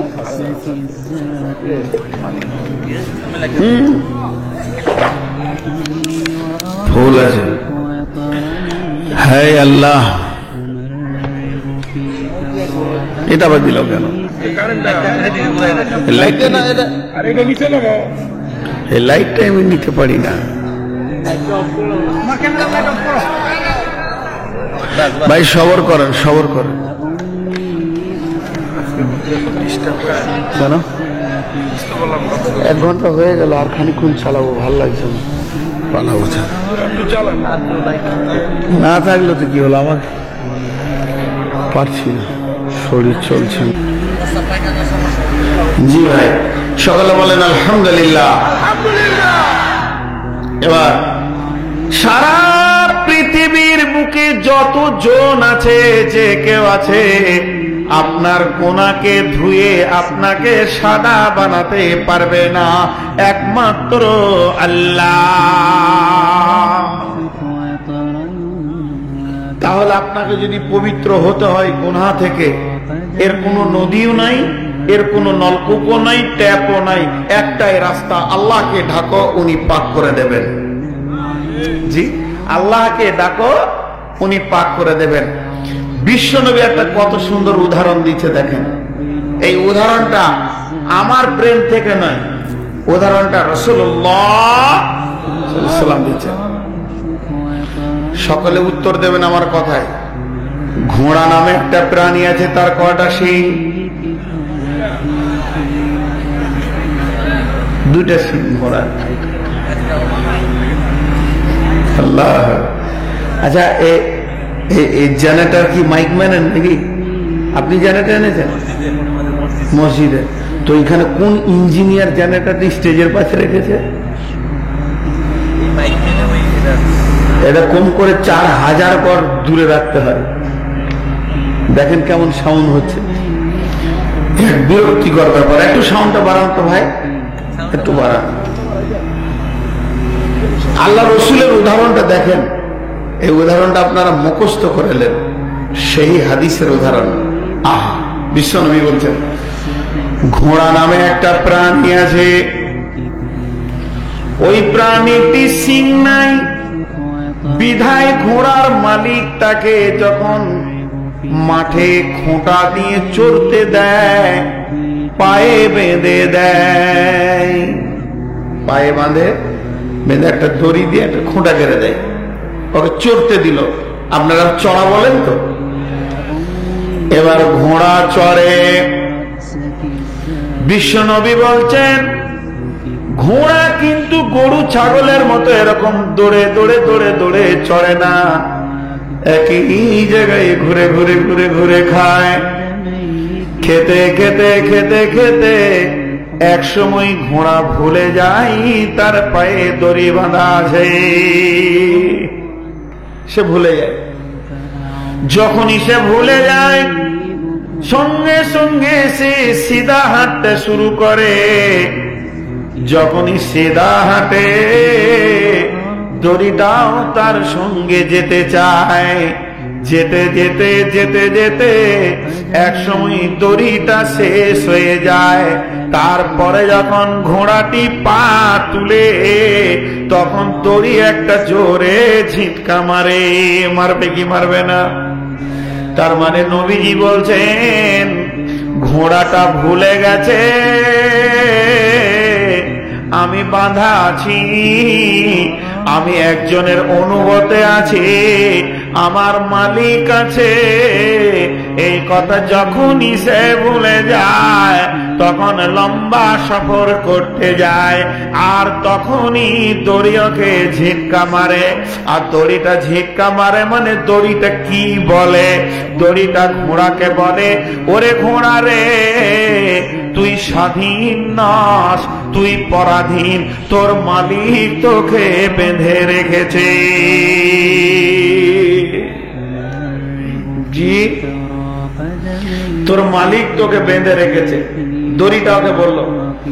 ঘোড়ার ভিতরে একটি গুণ আছে, পৃথিবীর কোন পশুর মধ্যে এই গুণটা নাই। ওই দড়িটার দিকে এমনি করে দেখবে আর নিজেকে নিজেই বলবে তুই স্বাধীন নস, তুই আবদ্ধ। তারপরে সেই দড়িটা দেখতে দেখতে দেখতে দেখতে দেখতে থাকবে, চলতে থাকবে, দেখতে থাকবে, চলতে থাকবে। যেতে যেতে খুঁটাটাকে দেখবে আর বলবে তুই আবদ্ধ আছিস রে, তোর না স্বাধীনতা নয়। বিশ্বনবী বলছেন মুমিনের অবস্থাটা ওই ঘোড়াটার মতো হবে। সে পৃথিবী করবে, ছেলের সঙ্গে হাসবে, মেয়ের সঙ্গে হাসবে, বিবির সঙ্গে হাসবে, কারবার করবে খরিদ্দার নিয়ে, চাষ নিয়ে, চাকরি নিয়ে। তখন সে হালকা আল্লাহকে ভুলে যাবে। তখনই তার একটু দুটি নামাজের ওয়াক্ত ছেড়ে যাবে আর আল্লাহ তখন একটা ঝিটকা মারবে। আর যখনই মুমিন কোনো ঝিটকা পেয়ে যাবে আল্লাহর থাপড় পেয়ে যাবে, আল্লাহর থাপ্পড় খেয়ে নেবে, সিধা তখন সে মসজিদে গিয়ে উবুর হয়ে পড়বে আর আল্লাহকে বলবে মাবুদ আমি স্বাধীন নয়, আমি স্বাধীনতার আচরণ করতে গেছি, তুমি আমাকে থাপ্পড় মেরে ঘুরিয়ে নিয়েছো, আল্লাহ তুমি আমাকে মাফ করে দাও। আল্লাহ থাপ্পড়টা কেমন? আল্লাহ থাপ্পড় হচ্ছে ছোটখাটো বিপদ হবে, বাইক থেকে পড়ে গেল, গরু মারা গেল, হঠাৎ একটা লস হয়ে গেল, ছোট্টখাটো অ্যাক্সিডেন্ট যখন হবে মুমিন যে হবে সঙ্গে সঙ্গে ইস্তেগফার করবে, তওবা করবে আর আল্লাহর ঘরে গিয়ে কাঁদবে। এটা হলো অনুগত স্বীকার করা। তো আমাদের ভিতরে আল্লাহর ভয় নাই আর আল্লাহর প্রেম আমাদের মধ্যে নাই, এর জন্য আমরা শেষ। সালমান ফার্সি, জি ভাই, একটা সাহাবীর নাম বললাম, বিখ্যাত সাহাবী সালমান ফার্সি রাদিয়াল্লাহু তাআলা আনহু। কত বড় মানুষ ছিলেন। আল্লাহর নবী পৃথিবীর বুকে নবুয়তি নিয়ে এসেছেন, এটা সালমান ফার্সির কাছে এসে হাজির খবর। সালমান মনে মনে করছে যাব যাব আমি মদিনায় গিয়ে ঈমান আনবো, যাব যাব যাব যাব, বেরিয়েই গেল ঘর থেকে। আর উনি হচ্ছেন পারস্যের মানুষ। যখন উনি বেরিয়ে গেলেন ইয়ং ছেলে, এখনকার মতো মোবাইল নাই, টেলিগ্রাফ নাই, সে আগেকার যুগে দুধ দিয়ে চিঠি পাঠানোর যুগ। তো রাস্তায় যেতে যেতে দুইটা লোকের সঙ্গে দেখা হলো। সালমান জিজ্ঞেস করে, ওই আপনারা কোথায় যাবেন? বলে, তুই কোথায় যাবি? কি উদ্দেশ্যে বাড়ি থেকে বের হয়েছিস? বলছে, আমি যাব, শুনেছি নবী মুহাম্মদ সাল্লাল্লাহু আলাইহি সাল্লাম এসেছেন, তা মদিনায় আমি তার কাছে যাব। এরা দুজন বলল, আমরাও তার কাছে চললাম। এটা মিথ্যা ছিল। এটা কি ছিল? মিথ্যা। ওরা কিন্তু গুন্ডা, লুটেরা, ওরা মাল সম্পদ ছিনতাই করে, ডাকাতি করে।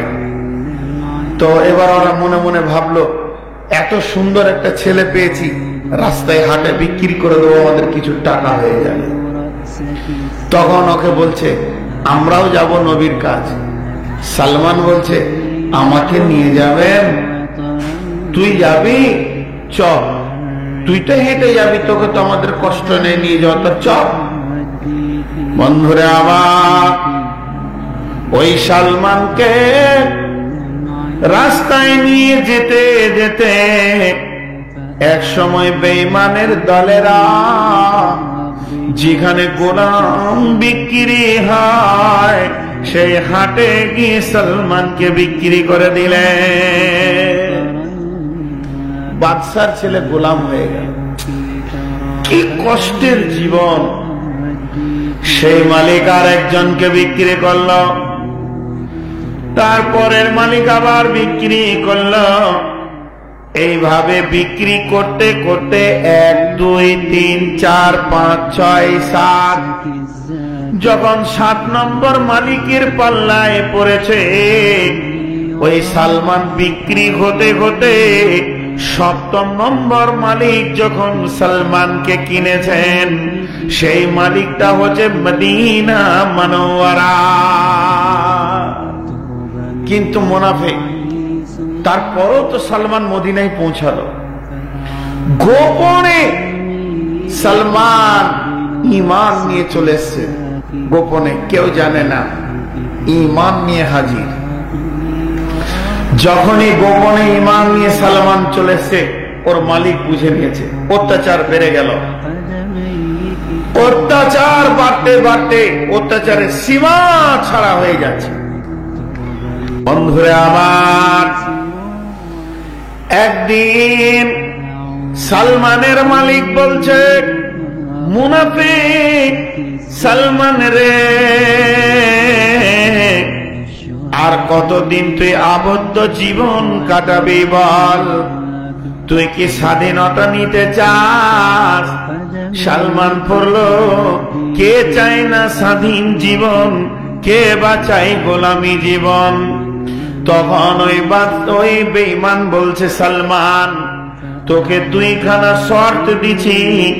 একটা হচ্ছে, এই জায়গাটা আমার, এই জায়গাতে খেজুরের গাছ আঁঠি তুই এখন পুঁতে দে, সেই আঁঠি গাছ হবে, ওই গাছ বড় হবে, ওই গাছে খেজুর ধরবে, সেই খেজুর যখন মাটিতে পড়বে তোকে আজাদ করে দিবা। বলেন, এটা উদ্দেশ্য আজাদ করা না ওনাকে নিয়ে ঠাট্টা করা? আমি যদি বলি 5 লাখ টাকা দিব, সূর্য দেখাও এখন, এটা ঠাট্টাই ছিল? এখন সূর্য দেখাতে পারবে কমিটি? তো এটা ইয়ার কি মারছে। আর 2 নম্বর শর্ট, সালমান 1 তোলা সোনা লাগবে আমাকে, তোকে কিনে এনেছি, 1 তোলা সোনা লাগবে। সালমানের মুখটা ছোট হয়ে গেল, আমার সঙ্গে ঠাট্টা। বিশ্বনবীর সামনে দাঁড়িয়ে আছেন সালমান, গিয়ে গোপনে, সালমান তোমার মন এত কেন ছোট? ইয়া রাসূলুল্লাহ, ইয়া হাবিবাল্লাহ, আমি যে বেঈমান মুনাফিকের গোলামি করছি, সে আমাকে কঠিন 2টি শর্ত দিয়েছে। একটা হলো, খেজুরের আঁটি পুঁতে দিয়ে যেদিন খেজুর পাকা মাটিতে পড়বে, আর দ্বিতীয় হলো 1 তোলা সোনা যেদিন দিতে পারবো সেদিন আমি আজাদ হব। বিশ্বনবী সালমানকে বলছেন, সালমান রে, ইন্নাল্লাহ আলা কুল্লি শাইইন কাদির। সালমান, কোন চিন্তা করো না, নিশ্চয় আল্লাহ সমস্ত জিনিসের উপরে ক্ষমতাবান। বিশ্বনবী বাইতুল মালটা নিয়ে এলেন, বাইতুল মালের দরজা খোলেন, বাইতুল মালের ভিতর থেকে একটা মটরের দানার মতো সোনার টুকরো তুলে দিয়ে বললে, সালমান তুমি হাত পাতো, এটা লাও। বিশ্বনবী নিজের মোবারক হাত দিয়ে খেজুরের আঁটি তুললেন। সালমান রে, তোমার গামছাটা পাতো, ওই জায়গায় দিয়ে দিলেন। দিয়ে বললেন, সালমান আল্লাহর উপরে ভরসা করে বিসমিল্লাহ বলে এটা দাড়ির পাল্লায় চাপিয়ে দেবে, আর ওই বেঈমানের জায়গাতে বিসমিল্লাহ বলে আল্লাহর নাম নিয়ে খেজুরের আঁটি পুঁতে দাও। এরপর সালমান কি ওর মালিককে বলছেন, ও আমার মালিক, বাড়িওয়ালা বাইরে এসো, তুমি দাড়ি তারাজু নিয়ে এসো। একদিকে 1 তোলা পরিমাণ আপনার কিনা বাটখারা চাপানো হলো, আর মটরের দানার মতো ছোট্ট মতো সোনাটা ধরে সালমান দাঁড়িয়ে আছেন। আর তার বেঈমান মুনাফিক মালিক অট্ট হাসিতে পড়ে যেতে, সালমান রে, এই সামান্য সোনা কোনোদিন 1 তোলা হতে পারে নাকি? সালমান উত্তরে বলছে, আমি জানি না হবে কি হবে না, তবে দয়ার নবী চাপাতে বলেছেন, আমার ঈমান বলছে বিশ্ব নবী যখন বলেছেন চাপাতে, এটা কোনোদিন ধোঁকা হতে পারে না। তুমি দাড়ি ধরো। বেঈমান দাড়ি ধরেছে, 1 তোলা পরিমাণ বাটখারা চাপানো হয়েছে। সালমান আল্লাহর পবিত্র নাম নিয়ে বলছেন বিসমিল্লাহ। বিসমিল্লাহ বলে যেই নামই দিয়েছে, 1 তোলা বাটখারা উপর দিকে উঠে গেছে। এরপরে বলছে, তোমার জায়গা দেখিয়ে দাও। সালমান বিসমিল্লাহ বলে একটা একটা করে পিছি, একটা একটা করে খেজুরের আঁটিকে বসিয়ে দিল। মুফাসসিররা আর তারিখের লোক, ঐতিহাসিকরা 2 রকম বর্ণনা করে। কেউ বলে 1 বছরে পাকা খেজুর মাটিতে পড়েছে, কেউ বলে না, সন্ধ্যায় আঁটি বসিয়েছে, সকালে পাকা খেজুর ঝুলছে। আর সালমান আজাদ হয়ে বেরিয়ে গেলেন। ওই বাগানটা আজ মদিনা মুনাওয়ারায় আছে, যার নাম হচ্ছে বাগে সালমান ফারসি রাদিয়াল্লাহু তাআলা আনহু। মসজিদে কুবা যেতে গেলে বাম সাইডে পূর্বে দেখে নিয়েন, আর ওরে পূর্ব, ওরে আপনার কিনা ওই পূর্ব দক্ষিণ কোণে একটি কূপ আছে, একটা বিরাট বড় হাই স্কুলের কোণে, যে কূপ থেকে পানি নিয়ে গেছিলেন বিশ্ব নবীকে গোসল দিয়েছিলেন হযরতে আলী।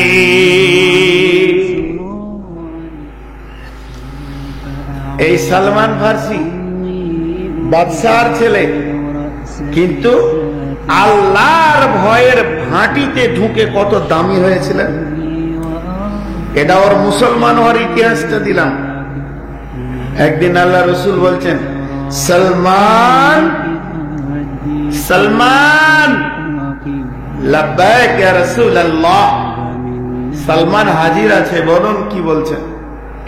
তোমার মাল, বেডিং, তোমার কাপড় গুটিয়ে দাও, বেডিং বেঁধে নিয়ে মাদাইন চলে যাও, আমি তোমাকে মাদাইনের গভর্নর বানালাম। আর শোনো, তুমি সেখানে গিয়ে ইসলামকে সামনে রেখে শাসন বিচার চালাবে, জটিলতা অবস্থায় আমার কাছে পরামর্শ নেবে, বাইতুল মালকে এক জায়গায় জমা করবে, আর বাইতুল মাল জমা করার পর আমার বিনা হুকুমে সেটাকে পরিবেশন করবে না। যাও তুমি মাদাইনের গভর্নর। গভর্নর কে বানালেন? নবী মোহাম্মদ রাসূলুল্লাহ দেখেন কোন চরিত্রের মানুষ, গভর্নর বানিয়েছেন। আমি আপনাদের আজকের প্রধান বক্তা, বসেছি ওই চেয়ারে, কমিটির লোক খালি বলছে উঠে আসেন উঠে আসেন, তার মানে ওখানে বসলে আমার দাম কমে যাবে। এটা ধ্যান ধারণা, অহংকারের সঙ্গে বড় চেয়ারে থাকবে, ভালো ভালো আলখাল্লা থাকবে, 5-6খানা জামা হবে, দামি টুপি হবে, রুমাল হবে, তবেই সে হচ্ছে সমাজে দামি মানুষ, কাপড় চোপড়ে। কিন্তু আসলে খুদ কো মিটা দো। এখন এই সালমান গভর্নর মাদাইন পৌঁছানোর পর ওর মালগুলো সরকারি কোষাগারে রাখলেন। রাখার পর বন্ধুরে আবার সালমান কি স্টেশনে দাঁড়িয়ে আছে। আজকের জামানায় রেলওয়ে স্টেশন, বাসের স্টেশন, আপনার অটোর station, CNG station, micro station আছে। যেহেতু এগুলো যানবাহন, সেই জামানায় ছিল কি উট, ঘোড়া, গাধার স্টেশন। এই যানবাহনে মানুষ সফর করতেন, তো ওই স্টেশনে সালমান দাঁড়িয়ে আছে, দেশের গভর্নর। এখন এক উটওয়ালা তার উটের জন্য ঘাস কিনেছে, একটা ঘাসের বোঝা। যে সালমান ফার্সিকে বলছে, ওই কুলি, কুলিদের সাথে দাঁড়িয়ে আছেন উনি। কেন? খেতে তো হবে, তো কিছু কাজ করে খাবো, কাজ করবো, খাবো, রাজকোষাগার থেকে কেন নিব? তো শ্রম পরিশ্রম করার জন্য গিয়ে স্ট্যান্ডে দাঁড়িয়ে আছে। একটা উটওয়ালা বলছে, ওই কুলি, ও কুলি। সালমান আসলেন, আমার এই ঘাসের বোঝাটা বাড়িতে দিয়ে আসবে? জি দিয়ে আসবো। কত নেবে? যেটা আপনার মুনাসিব হবে একটা দেবেন, দেন, চাপিয়ে দেন। দেশের গভর্নরের মাথায় ঘাসের বোঝা। ভাবেন, দেশের গভর্নরের মাথায় ঘাসের বোঝা, সামনে উটওয়ালা হাসছে যে ওটা আমার কুলি। কিছু লোক রাস্তায় চলছে, কিছু লোক একটু ইতস্ততা করছে সালমানকে দেখে। উটওয়ালা ভাবছে আমার কুলিকে দেখে এরা এত রেসপেক্ট করে কেন, সম্মান দেয় কেন? একটা লোককে ধরে ফেলে যায়, তুমি কুলিটাকে দেখে এত ইতস্ততা করো কেন? হ্যাঁ, এটা যে কুলি। তখন বন্ধুরা আমার লোক বলছে, কি বললে? কুলি। কি বললে? কুলি। খবরদার আর বলবে না। লোকটা তুমি চিনো কে? আর কে পাঠিয়েছেন? ইনি হচ্ছেন পারস্য সম্রাটের ছেলে হযরতে সালমান ফারসি রাদিয়াল্লাহু তাআলা আনহু, রাসূলের বিখ্যাত সাহাবী। আর এই লোকটিকে বিশ্ব নবী পাঠিয়েছেন মাদাইনে। বর্তমান ইনি মাদাইনের গভর্নর। উটওয়ালার অবস্থা কেমন হবে আর বলতে হবে আপনাকে? উনি ভয়ে থরথর করে কাঁপছেন, কাছে এসে পাটা ধরতে যাচ্ছেন, হুজুর মাফ করবেন। হযরতে সালমান টক করে হাত দুটি ধরে নিলেন, এরকম করে সরিয়ে দিয়ে সিনার সঙ্গে সিনাটা মিলিয়ে বলছেন, ভাই, রুজি রুটির জন্য মেহনতে গেছিলাম, তুমি আমাকে মেহনত দিয়েছো, আমার মাথায় একটা ঘাসের বোঝা দিয়েছো, এর থেকে বড় কিছু তুমি দাওনি। আর আমার নবী, আল্লাহর নবী, গোটা মাদাইনের আমানত আমার মাথায় চাপিয়ে দিয়েছে, এর থেকে বড় বোঝা কিছুই হতে পারে না। এরা কোন চরিত্রের মানুষ? এরা এই মডেলটা হয়েছিল কখন? একটাই সুলম্ব পথ আছে, সেই দিকে ঢুকলে এরকম মানুষ হওয়া যায়, সোনালী মানুষ হওয়া যায়, রূপালী মানুষ হওয়া যায়, প্রকৃত আল্লাহওয়ালা হওয়া যায়। সেটা হচ্ছে আল্লাহর ভয়। এর দিলে আল্লাহর ভয় ছিল বলে বাইতুল মাল থেকে নিজেকে বাঁচিয়েছে। যে সাহাবীরা আল্লাহর কাছে চেয়েছেন, পেয়েছেন। জিন্দেগিটা কি? চেয়েছেন, পেয়েছেন। কেমন? সাদ বিন মাস সাহাবীটার নাম, সাদ বিন মাস সফর করছেন। খালি কয়েকটা চরিত্র আপনাদের সামনে দিব। মরুভূমি প্রান্ত, চারিদিকে খোলা, গাছ নাই, কোনো আশ্রয় নাই, কোনো ছায়া নাই, কোনো ছাউনি নাই, আকাশে কালো মেঘ, ঘন কালো মেঘ। সফর করছেন কার সঙ্গে? হযরতে উমর ফারুক রাদিয়াল্লাহু তাআলা আনহুর সঙ্গে। বন্ধুরা, আবার যখনই উমরের সঙ্গে সফর করছেন, ঠিক কালো মেঘ চারিদিকে উঠেছে। সাহাবীদের আবদার আল্লাহর সঙ্গে সরাসরি মিটিয়ে নিয়েছেন। কেমন দেখেন, সাদ বিন মাস বলছেন, আল্লাহ আমি তোমার সাথ বলছি, আমার আবদার তোমাকে রাখতেই হবে। আমি তোমার গরিব বান্দা, আমি তোমার গরিব বান্দা। এক সেট কাপড় আছে, এর বেশি কাপড় আমার নাই। তোমার মেঘ যদি আমাকে ভিজিয়ে দেয়, আমি বড় কষ্ট পাবো মাবুদ। তোমার মেঘকে বলো মুষলধারে বৃষ্টি হবে, কিন্তু আমার কাপড় যেন না ভিজায়। মুষলধারে বৃষ্টি শুরু হলো, বৃষ্টি থেমে গেল। হযরত ওমর সফরকে বিরতি ঘোষণা করলেন আর বললেন, তোমরা কাপড়গুলো চেঞ্জ করে নাও, মিলে নিয়ে শুকিয়ে নাও, তোমরা ভিজে গেছো। সাদ বিন মাস চুপ করে দাঁড়িয়েছেন। আমিরুল মুমিনিন ওমর বলছেন, সাদ রে, তুমি কি কাপড় চেঞ্জ করবে না? সাদ বলছেন, আমিরুল মুমিনিন, খলিফাতুল মুসলিমিন, আমি আল্লাহকে আবদার করেছি যেন আমার কাপড় না ভিজে। তোমার দিনের সফর নিয়ে বেরিয়েছে, বৃষ্টি হয়েছে, কিন্তু আমার কাপড়ে একটা ফোঁটা পড়েনি, আমার কাপড়ে ভিজেনি। আমার আবদার আমার আল্লাহ মেনে নিয়েছেন। হযরত ওমর বললেন, সাদ রে, তুমি খেপাও আছো, চালাকও আছো। তুমি চালাক কেন? নিজের কাপড়কে বাঁচিয়ে নিলে। তুমি খেপা কেন? যখন তুমি নিজের জন্য বললে, তো আমাদের গোটা কাফেলার জন্য কেন বলে দিলে না? জি, এরা চেয়েছে পেয়েছে। কেন? এরা রাদিয়াল্লাহু আনহু ওয়া রাদু আনহু, আল্লাহর ভয়ের মানদণ্ডে এটাকে বানিয়েছে। হযরতে ওমর যখন গদিতে আসলেন, তখন মদিনাতে অভাব দেখা দিল। ঘটনাগুলো পরপর বলে যাচ্ছি, শুনে যান। হযরতে ওমর রাত্রিবেলায় চিঠি লিখলেন বিদেশি সম্রাটকে, যে কিছু মাল আপনি মদিনায় পাঠান, সেই মালগুলোকে কন্ট্রোল করে করে দিয়ে আমি সাহাবীদের মধ্যে বন্টন করব, আবার আমার মাল যখন আসবে পরিশোধ করে দিব। চিঠি লেখা হয়ে গেল। চিঠি লেখার পর চিঠিটাকে ভাঁজ করে হযরতে ওমর সুন্দর করে নিয়ে যে বালিশে শোবে, ওই বালিশের নিচে রেখে দিয়ে রাত্রিবেলায় ঘুমিয়ে গেলেন। দেখেন সাহাবীদের জীবন। চিঠি লেখা হয়ে গেছে, এইটা রেখে দিয়ে ঘুমিয়ে গেলেন। রাত্রিতে স্বপ্নে রাসূলুল্লাহ সাল্লাল্লাহু আলাইহি ওয়াসাল্লামের সঙ্গে সাক্ষাৎ হচ্ছে। স্বপ্নের মধ্যে নবীজিকে দেখছেন।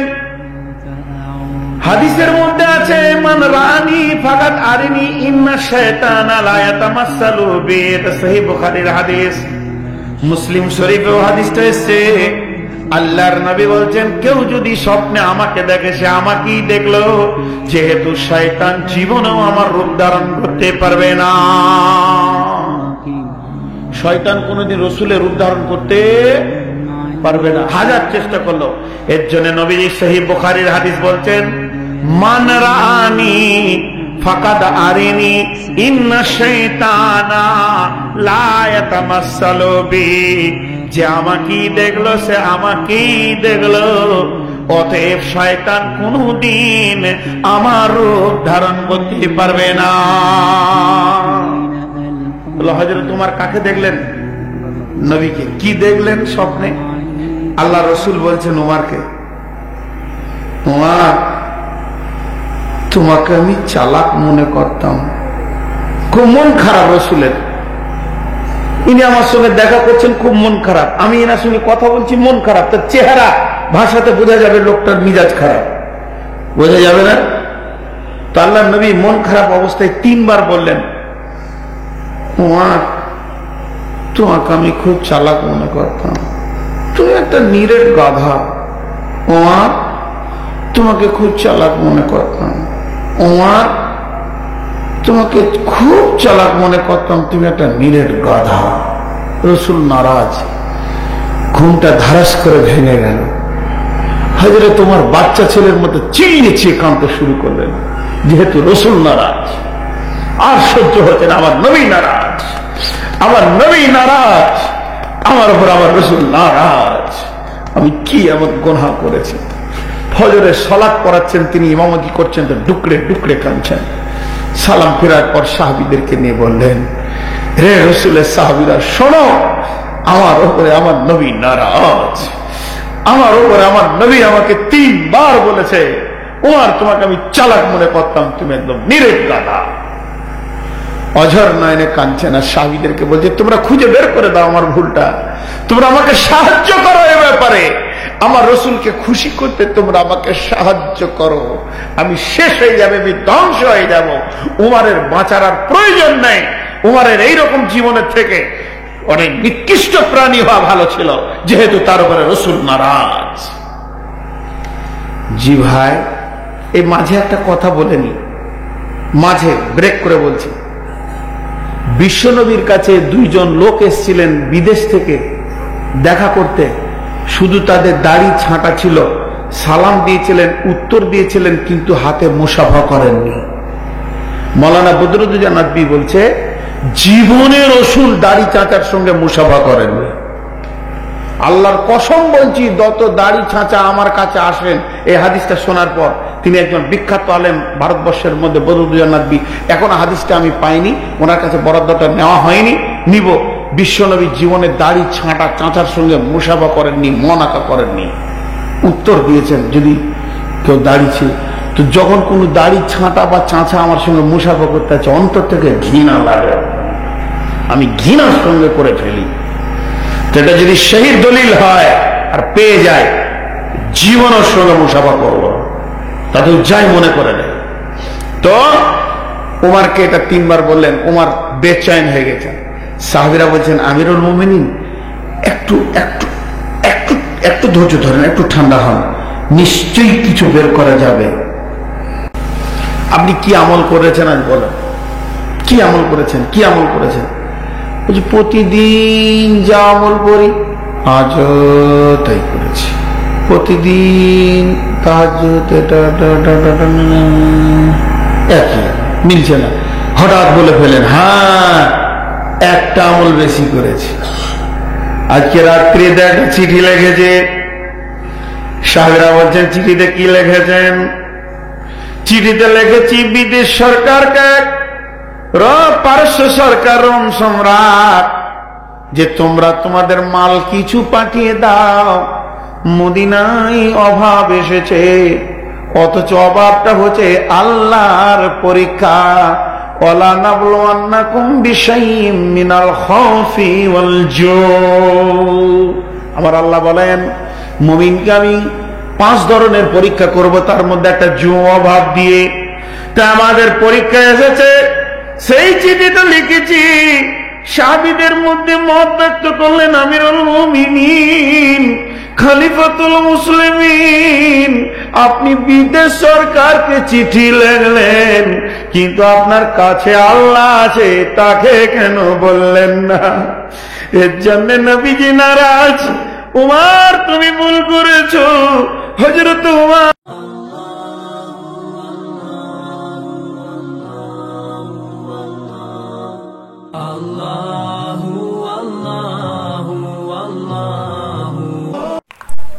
আসসালামু আলাইকুম ওয়া রাহমাতুল্লাহি ওয়া বারাকাতুহু। আলহামদুলিল্লাহি ওয়াহদা, ওয়াসসালাতু ওয়াসসালামু আলা মান লা নাবিয়্যা বা'দা। সম্মানিত দর্শক মণ্ডলী, যারা আপনারা আমাদের এই কথাগুলো শুনতে পাচ্ছেন, আপনাদের সবাইকে আন্তরিক ধন্যবাদ ও মোবারকবাদ জানিয়ে আমার কথা বলছি। আজকে আমি আপনাদের সামনে একটা বুখারী মুসলিম শরীফের হাদিস পেশ করব। তো এই হাদিসটা শুনে সবাইকে বলবো সবাই আমল করার চেষ্টা করবেন ইনশাআল্লাহ। তো সরাসরি আমরা হাদিসে চলে যাই। আবু হুরায়রা রাদিয়াল্লাহু তাআলা আনহু বলেন, জাআ রাজুলুন ইলা রাসূলুল্লাহি সাল্লাল্লাহু আলাইহি সাল্লাম, একজন লোক রাসূল সাল্লাল্লাহু আলাইহি সাল্লামের নিকটে এসে জিজ্ঞাসা করল, ইয়া রাসূলুল্লাহ, হে আল্লাহর রাসূল, মান আহাক্কুন নাস বিহুসনি সাহাবাতি, মানুষের মধ্যে সবচেয়ে সদাচরণ বেশি পাবে কে আল্লাহর নবী? একজন লোক রাসূল সাল্লাল্লাহু আলাইহি সাল্লামের নিকট এসে জিজ্ঞাসা করলো, ইয়া রাসূলুল্লাহ, মান আহাক্কুন নাস বিহুসনি সাহাবাতি, মানুষের মধ্যে সবচেয়ে সদাচরণ বেশি পাবে কে আল্লাহর নবী? রাসূল সাল্লাল্লাহু আলাইহি সাল্লাম বললেন, ক্বালা উম্মুকা, তোমার মা। সাহাবী আবার প্রশ্ন করলো, ক্বালা সুম্মা মান, আল্লাহর নবী এরপরে কে? রাসূল সাল্লাল্লাহু আলাইহি সাল্লাম বললেন, ক্বালা উম্মুকা, তোমার মা। সাহাবী আবার প্রশ্ন করলো, ক্বালা সুম্মা মান, আল্লাহর নবী এরপরে কে? রাসূল সাল্লাল্লাহু আলাইহি সাল্লাম বললেন, ক্বালা উম্মুকা, তোমার মা। সাহাবী আবার প্রশ্ন করলো, আল্লাহর নবী এরপরে কে? রাসূল সাল্লাল্লাহু আলাইহি সাল্লাম বললেন, ক্বালা আবুকা, তোমার বাপ। সম্মানিত দর্শক মণ্ডলী, আমরা এই বুখারী মুসলিমের হাদিস দ্বারা বুঝতে পারলাম পৃথিবীতে সবচেয়ে সদাচরণের নম্র আচরণ পাওয়ার ব্যক্তি হলো মা, তারপর বাপ। পৃথিবীতে সদাচরণ, নম্র আচরণ মা বাবার চেয়ে আর কেউ এত বেশি পাবে না। অথচ এই হাদিসের প্রতি আমাদের আমল নেই বললেই চলে। আপনার আমার আমল এই হাদিসের প্রতি একেবারে নেই বললেই চলে। আচ্ছা সম্মানিত দর্শক মন্ডলী, যারা আপনার আমার কথাগুলো শুনতে পাচ্ছেন, আপনাদেরকে আমি যদি প্রশ্ন করি, আপনার জীবনে সবচেয়ে সদাচরণ বেশি কে পায় বলেন তো একটু? হয়তোবা আপনি বলবেন, আমার জীবনে সবচেয়ে সদাচরণ বেশি পায় আমার শিক্ষক। এমনটা হয়তোবা আপনার কাছ থেকে উত্তর আসতে পারে। আমি যদি আপনাকে বলি, আচ্ছা ভাই, আপনার জীবনে সবচেয়ে সদাচরণ, নম্র আচরণ, ভালো ব্যবহার কার সাথে করেন? আপনার হয়তোবা উত্তর আসবে, আমি যার চাকরি করি তার সাথে আমি সবচেয়ে ভালো ব্যবহার করি। এমনটা আপনার কাছ থেকে উত্তর আসতে পারে। আপনাকে যদি বলি, আচ্ছা ভাই, আপনি সবচাইতে ভালো ব্যবহার, নম্র আচরণ কার সাথে করেন? আপনি হয়তোবা বলবেন, আমার মহাজনের কাছে, আমার মালিকের নিকট আমি সবচেয়ে ভালো আচরণ করি, নম্র আচরণ করি। এমনটা আপনার কাছ থেকে উত্তর আসতে পারে। কিন্তু ভাই, অত্র হাদিসের শিক্ষা কিন্তু এটা নয়। আপনি মানুষের সাথে ভালো ব্যবহার করেন, এতে কোনো সমস্যা নেই। কিন্তু অত্র হাদিসের শিক্ষা হচ্ছে, আপনি যত মানুষের সাথে ভালো আচরণ করবেন, তার থেকে সবচাইতে বেশি ভালো ব্যবহার করতে হবে মা বাবার সাথে। আপনার মা বাবার আচরণ যেন অন্য আচরণের চেয়ে কম না হয়। সাহাবী প্রশ্ন করলো, আল্লাহর নবী, পৃথিবীতে অনেক মানুষের সাথে আমি ভালো আচরণ করি, চলবো, থাকবো, খাবো, সবার সাথেই তো ভালো আচরণ করতে হবে, তো সবচাইতে বেশি ভালো আচরণ কার সাথে করব? এটাও তো জিজ্ঞাসা। জবাবে রাসূল সাল্লাল্লাহু আলাইহি সাল্লাম বললেন, শোনো, সবচাইতে ভালো বেশি আচরণ করবে তোমার মার সাথে। আল্লাহর নবী, আচ্ছা ঠিক আছে, মার সাথে ভালো আচরণ করব। এরপরে কার সাথে ভালো আচরণ করব? আল্লাহর নবী বললেন, তোমার মার সাথে ভালো আচরণ করো। সাহাবী আবার জিজ্ঞাসা করলো, আচ্ছা আল্লাহর নবী, মার সাথে ভালো আচরণ করব, এরপরে ভালো আচরণ কার সাথে করব? আল্লাহর নবী আবার বললেন, তোমার মার সাথে ভালো আচরণ করো। সুবহানাল্লাহ, আল্লাহু আকবার। আপনি একটু হিসাব করতে পারবেন মায়ের মর্যাদা রাসূল সাল্লাল্লাহু আলাইহি সাল্লাম কত দিয়েছেন।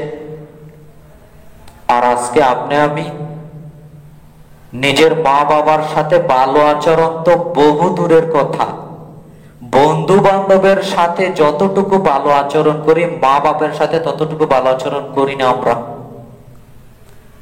সম্মানিত দর্শক মন্ডলী, হাদিসগুলো শুনে একটু মানার চেষ্টা করবেন। আপনার ভালো আচরণ যেন সবচাইতে বেশি পায় মা বাপ। মা বাপকে কখনো কষ্ট দেওয়ার চেষ্টা করিয়েন না, তাহলে পরকাল ধ্বংস হয়ে যাবে। কেউ যদি এসে আপনার মা বাপকে জিজ্ঞাসা করে, আচ্ছা বলুন তো আপনার ছেলেটা কেমন, ভালো না খারাপ, আপনি বিশ্বাস করুন আপনার বাপ আপনার মা যদি বলে আমার ছেলেটা ভালো নয়, তাহলে আপনি জিন্দেগিতেও ভালো নয়, আপনাকে দেশের সবাই বালা বললেও আপনি ভালো নয়। আপনার বাপ মা যদি আপনাকে ভালো বলে তাহলে আপনি বিশ্বাস করবেন যে আপনি একজন ভালো ছেলে। বাপ মার সেবা যত্নে জান্নাত পাওয়া যায়, বাপ মার সেবা যত্ন না করে জান্নাত পাওয়া যায় না। অতএব বাপ মার সেবা যত্ন করার চেষ্টা করবেন। আল্লাহ আমাদের তৌফিক দান করুক। এই হাদিসের প্রতি আমরা যেন আমল করতে পারি, আল্লাহ সুবহানাহু ওয়া তাআলা আমাদের তৌফিক দান করুক। আসসালামু আলাইকুম ওয়া রাহমাতুল্লাহি